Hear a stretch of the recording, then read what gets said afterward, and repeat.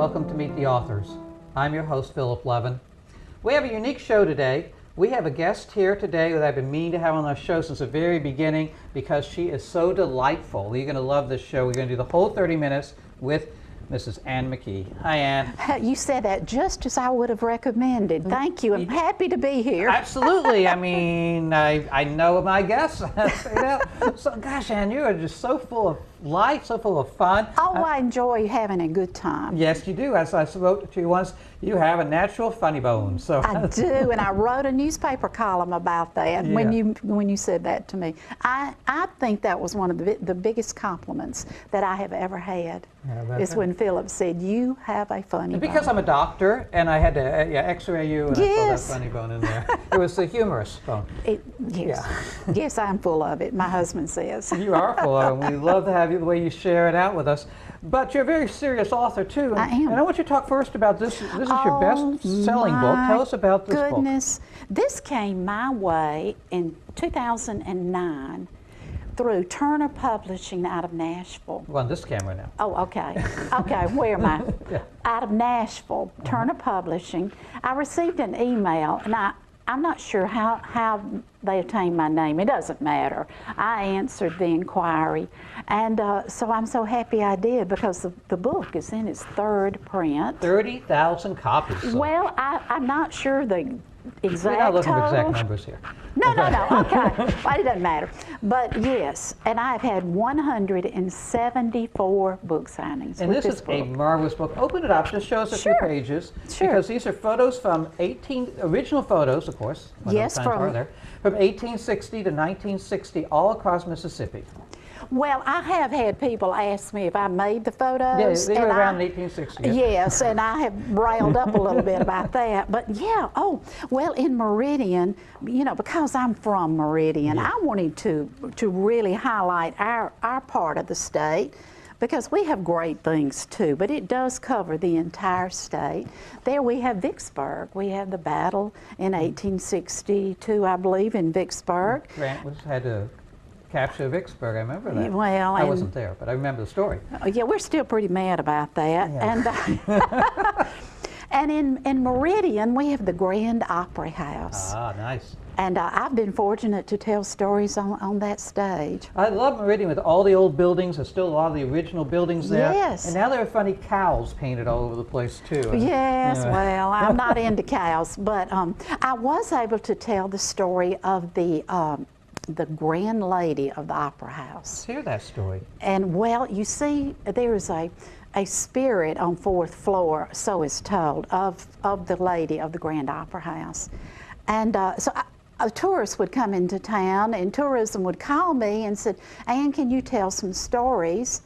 And I wanted to tell the lady, but no one really knew about her. And so I talked to the board there, and they said, "Make up your own." I said, "Well, I can do that." So I made up my own story, and I tell it on stage. And so here I am, and there's a big crowd, and I'm so proud, you know, and I'm telling her story. And the stage manager tiptoed up behind me and punched me in the back and said, "She's got you." But she didn't get me. No, that's a good line. That was funny. So this book is your really classic book about the historic photos of Mississippi. Yes. And what other books do you have out? I have Remembering Mississippi, which is similar to this one. Okay.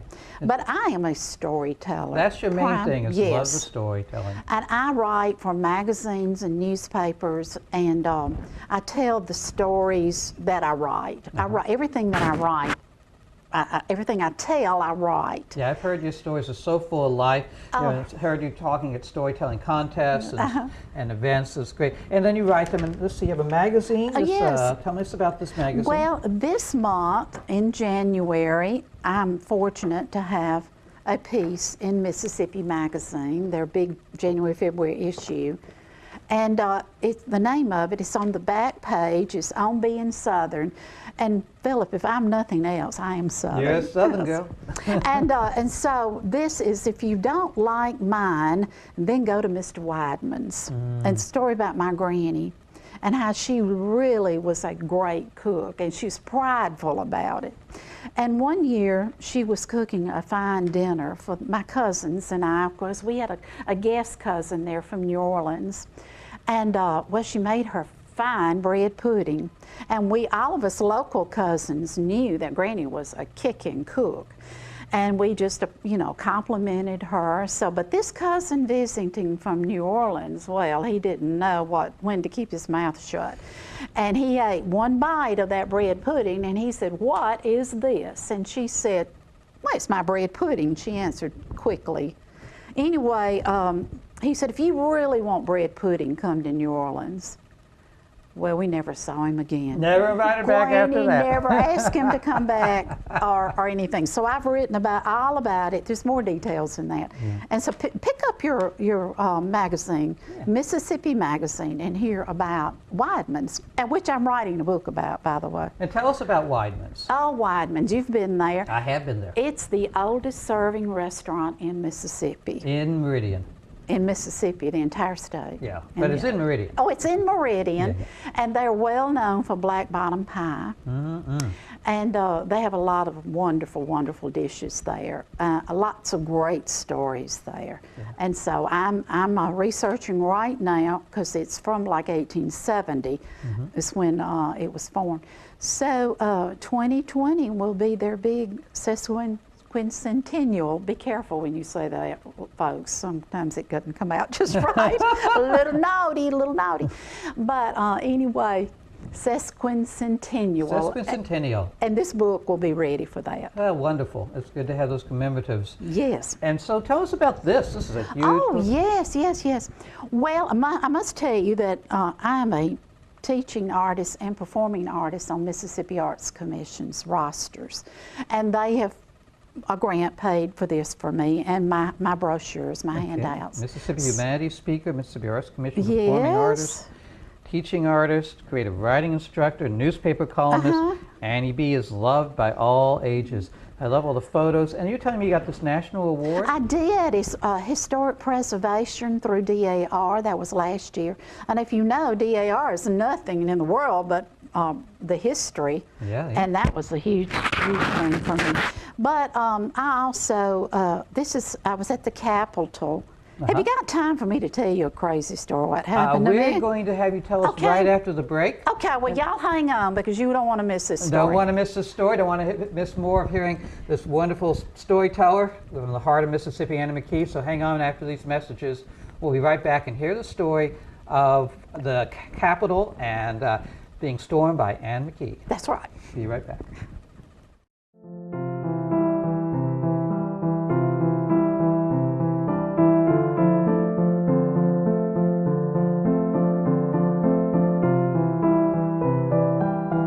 Do you have a book you want printed?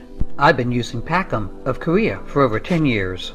They produce high-quality hardcover books, such as my Princess Priscilla series, Mississippi history books, and my photojournalism. They'll handle your printing, finishing, binding, and assembly of every project and ship it directly to your home or storage unit. Their prices are very reasonable. Contact their local agent, Cecile Corona, at this email address, and I promise you'll be delighted too. Himalayan Exchange is a company to bring mineralogy, teas, herbs, and all sorts of holistic products to the coast. We're here working with local artists as well as artists around the world that offer bath bombs, body butters, jewelry, all sorts of fine art. We also have minerals sourced ethically from all over. 400 million year old fossils, CBD products, different types of Tibetan medicines, shipped nationwide. We prefer to do a personal interaction with our customers.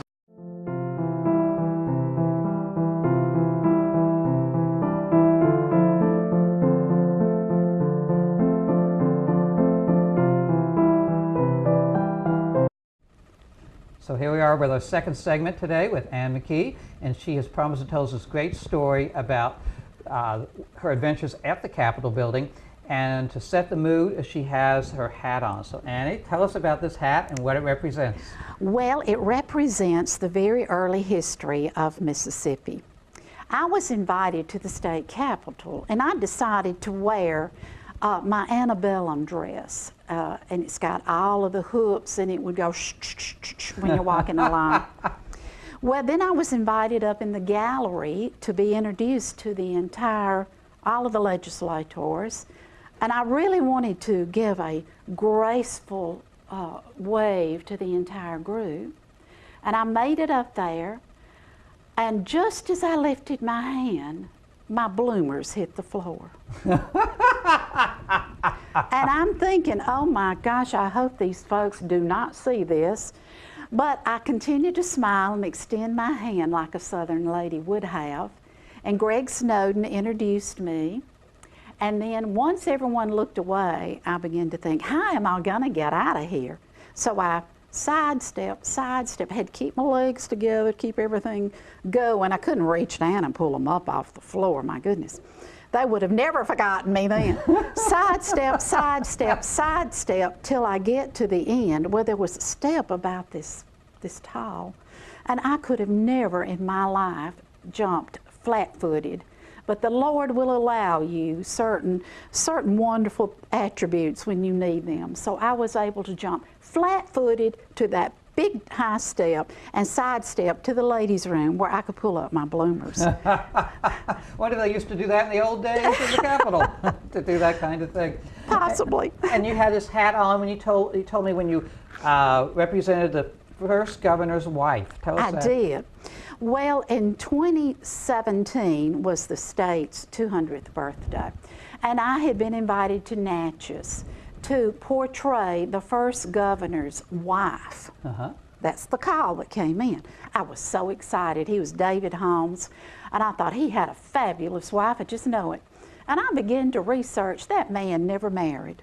He never married? And I was so mad. A bachelor. He never married. And I thought, oh, I'm going to do this program anyway because this is a huge opportunity. So I suggested that I could portray his mother, Rebecca Holmes. She never visited Mississippi, but she was from Virginia, and she influenced David Holmes when he moved to the area to become the first governor. And their close acquaintance was General Washington, George Washington. That one. Yes. And so I made a wonderful story out of it, and I was invited several places to present that story. Yeah. So this is the hat that I wore for And that. you used to also, we used to have, when I was with the Writers Guild, we used to represent different authors. And I don't know, which one were you?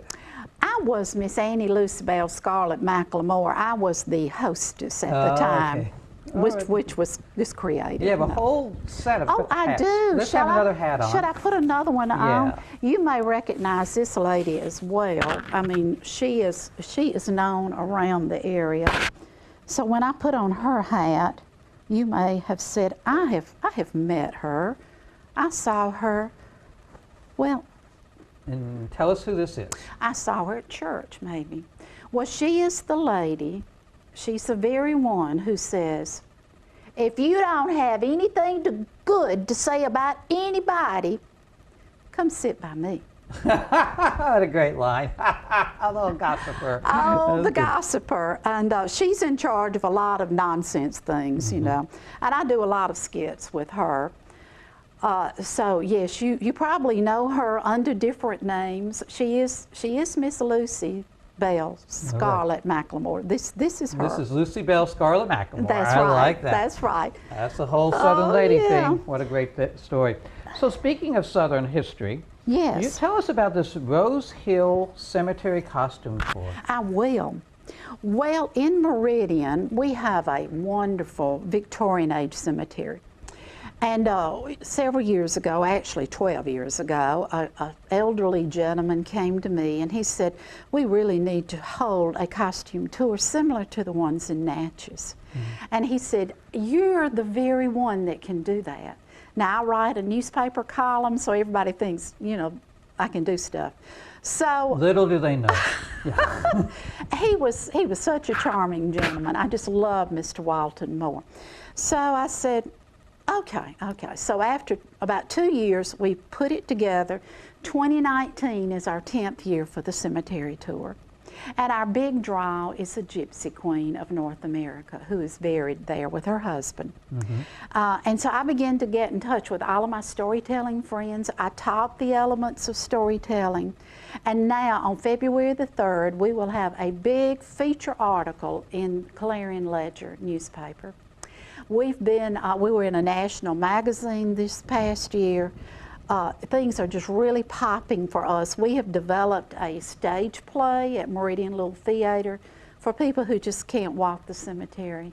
And so it's just been a wonderful thing. We're teaching history through the arts of storytelling and drama. I love it. Yeah, it's Just love it. It's so dynamic, and it's so important thing. Put Annie's name up there again, so anybody who's interested in getting hold of a storyteller and a contact information for her. This is her website and email, because her stories, as you can see, are really marvelous. So much fun, so much fun. And you have some more history stuff here. I do. Tell me, we have just a couple minutes left before our next break, and this particular book has interested me. This is, as you can see, this is somebody's diary that they photocopied and put together. So tell us the story about this. How much longer on the seg? 2 minutes, all right. I was so fortunate that a historian gave me a copy of this document. It is the actual Tecumseh, the big warrior Indian chief, the Shawnee, when he came to Mississippi to meet with Choctaw Chief Pushmataha. And it's a testimony by one of the grandsons of those Mingos that were meeting in 1803. And so Tecumseh came in with a swagger and his prancing ponies. It's all given details in this. I give this program all over the state. They come in and you're just there with them. You hear the rage in his voice, and you hear the softly denial of Pushmataha, who revered the white man and the things that they had done for his tribe. When they were hungry, he was fed. When they need clothes, they clothed them, and on and on. It's very poetic, his voice is. So you give this history? I do. I give it, and it's a wonderful story. That's great. And you give this for schools and for schools, libraries, civic clubs, anywhere you need me. Churches, anywhere. That's good. And you have your own driver right here. I have a driver. He had a Christmas bonus this year. Yeah. Double last year's. Double zero. 0 plus 0 equals 0. I do have a driver. We'll be back right after this message or more with Ann McKee. Be sure and stay tuned here on Meet the Author. Thanks.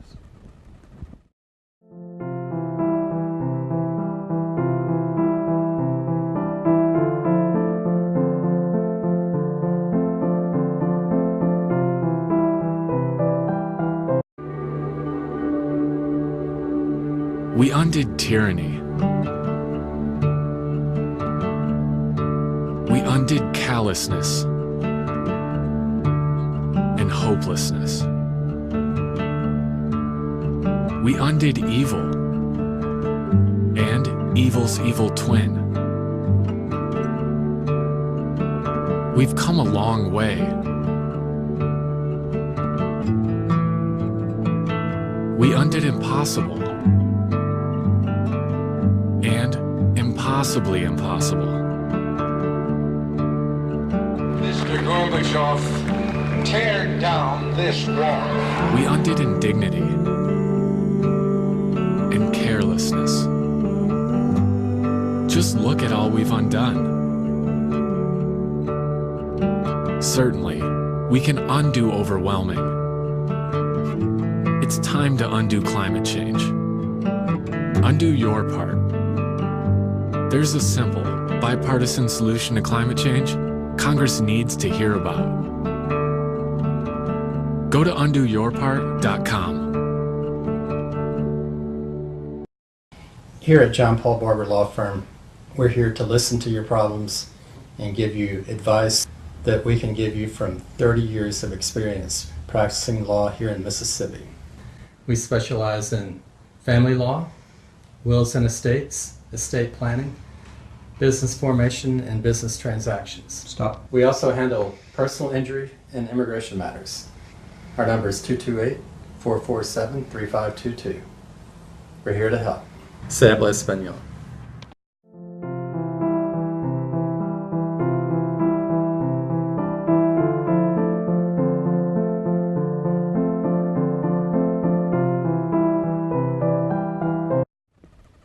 Welcome back. This will be our third segment for the show with the great comedian, storyteller, Ann McKee.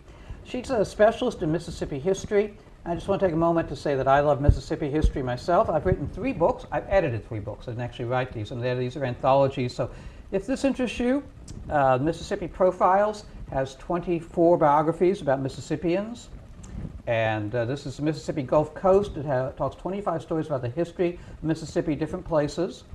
And this one is the Katrina Memories, which has actually 60 stories. People tell their experiences through Katrina, and these are all personal testimonials as the author of these. So there's a lot here in Mississippi that really can bring up your interest. And so we're going to talk now with Annie about the things that she's done. And welcome back on the show. Thank you. This is a delight. I love this hat. Tell me about this hat. It's a Victoria lady hat. This is my Victorian lady hat, and I found it at dirt cheap. That's the place to go. However, this is my granny's little butterfly right here, the granny I write about a lot. And so, yes, when I'm telling Victorian stories, I have to pull out this hat. And so I have a lot of stories about that period of time, which was the golden age of our state. Post-Civil War, there was... Post-Civul War? Yes. Yes, I would have thought that Mississippi suffered so much in the Civil War that it was difficult to... No, I would say 1875, 1880. Okay, by then we've recovered quite a bit. We recovered, and people are more interested in the arts and education. Oh. And our city, where I live, really plummeted after the Civil War, yes. And that's the time that the Grand Opera House came. And when I tell the lady at the Grand Opera House, this is the hat I wear, because she was fancy. Flourished, you mean? Yes, yes. All right, wrong word there. Okay. All right, well, great. Edit that out. All right, we got that fixed up. So it flourished, and that period, the Opera House came, and all the culture, and Meridian was like a railroad center, wasn't it? It was, and at one time it was the capital of the state. I didn't know. Yes, it was, and it was a railroad center. It continues to be, and that's really how Meridian was founded, is through the railroads. Okay. And that's why it was burned and destroyed during the Civil War, is because it was a railroad center. Yeah. And we're still pretty mad about that in Meridian, but yes. Well, we can't do anything about it now. I know it. I know it. Except complain about them Yankees. That's right. So, and on the Mississippi Gulf Coast, if you live north of I-10, you're considered a Yankee. Uh-oh. So you have a poem you're going to read. This is one of your funny poems. I'm also a poet, sort of, kind of. I'm a little quirky, but that's all right. This is an ode to a hemorrhoid. There once was a hemorrhoid, no, make that 3. The stinkers became quite fond of me. My once brisk steps became slow and horrid, but the 3 who were fond of me were not sorry. So they refused to leave their new friend's bouquet. They even expected invitations to my parties, but alas, they were turned away until another day, because you see, they do come back. They always come back. Oh. I think I'm going to enter that in some big old muckety-muck poetry contest. Absolutely, and get on your Victorian hat to read it out. That's right. And you were mentioning you're thinking of a new endeavor about being working on a cruise ship, being a storyteller on a cruise ship on the Mississippi River. Well, I was contacted by the American Cruise Lines, who have I think they have 2 boats that go up and down the river now, and they're adding the 3rd, and in late summer, I understand. And so they had me come to New Orleans to talk to the program director, and I may have overwhelmed him, I don't know, but it seems that I'm still maybe going to do that. Yeah, I haven't signed the contract yet. Yeah. I want to see the itinerary and see what all I need to do for them, but I'm thinking about it. That would be a lot of fun. I've got the stories now. I've got those. We can tell. I'm not sure if I've got the energy, so we'll see. All right, and tell us more about this picture. There's so many different things here. Tell me about this with all these kids. What's going on with that? Okay, I teach drama in our college for kids, and that's one of our plays, and this is another one of our plays. So you have, these are very young children. They're like 5 years, 6 years old, and you teach them you have them do a play. Plays that I've written, and they're about Mississippi artists. I have a play about Elvis, and Eudora Welty. And I have a story in one of your books about Eudora Welty, I believe. Huh. Yeah. And so yeah, they come out, and so I'm teaching them drama, and then I'm also teaching them history. That's wonderful. I love that kind of thing. And there's a plaque here. What's this about? Oh, that's the Stars dressing room at the Grand Opera House. At the Grand Opera Yes. House. You're all dressed up for that. So you go all over. You do storytelling. How often do you tell your stories? How many? This is like a profession for you? Do it like every week, several times a week? Well, I write a column every week, and those are stories, and I really need to get those in a book, Philip. Yeah. And like this story. I publish books. I know. This is at Weidman's restaurant, which I'm putting a book together now about Weidman's. And I've signed books at Weidman's. Yes, you and have. had their black bottom pie. That's Yes, really, you have. Yeah, delicious. This is at Rosalie Mansion. And they're not even paying me to say that. Huh? I'll be sure they know that. Okay, let them know. This is at Rosalie Mansion in Natchez.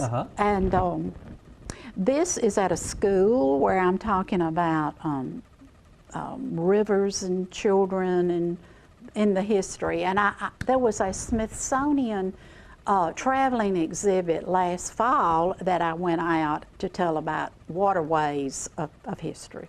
And a lot of people like storytelling. A lot of people like to be storytellers. What would you say? How would you like guide somebody who comes and you say, I love what you do, I'd like to be a storyteller too? What kind of advice, directions would you give them?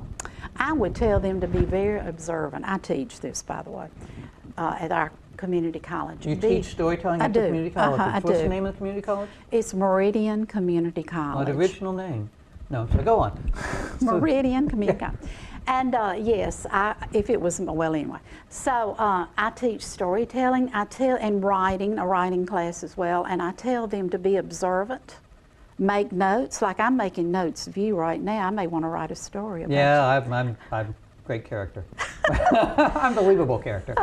And then just that creativity, you can't teach creativity, but you can help perk it along, encourage it by being observant, making notes of interesting people, or thinking about your history or your family, just things that made you happy or made you, whatever your genre. I'm happy, but some people had rather dwell into deep, dark secrets of their life, and you just have to really think it through, make notes, and then if it's history, you've got to make sure you research and get the facts of the history along with your story. Or make them up. Or make them up. Yeah. And do you, would you say most of your work is autobiographical? Do you do anything about your own life? Well, my driver over here, the Hubs, I call him Hubs, he gives me a lot of material, and our two sons, lots of material. But I like to write about what people have in common. Everyone has someone who had a hemorrhoid, so they can be, they can understand this poem, or their dog, or a church, or I write about community events and just shopping and things that make you mad, things that make you sad. That's what I do in a lot of my writing. It's lovely. So put Ann McKee's contact information back up again. She's just a marvelous storyteller. So glad to have you with us, and hope that people will contact you, set up appointments to enjoy your expertise, your lovely storytelling. Thank you, and this is a thrill to be with you today. We're so glad to have you on our show. So that's our show today. We had a whole half-hour show here on Ann McKee. I know you've enjoyed it. I certainly have. Stay tuned. We're going to have, next week, we'll have some more authors. This show will be coming to an end. My last filming the end of February, be taking a hiatus. So if you want to be on the show, you better contact me soon. If you want to have a commercial, here's my email address. And otherwise, we'll see you next week here on Meet the Authors, or check my YouTube station as well, where all the old shows are shown there. So until next week, I'm Phil Levin, your host.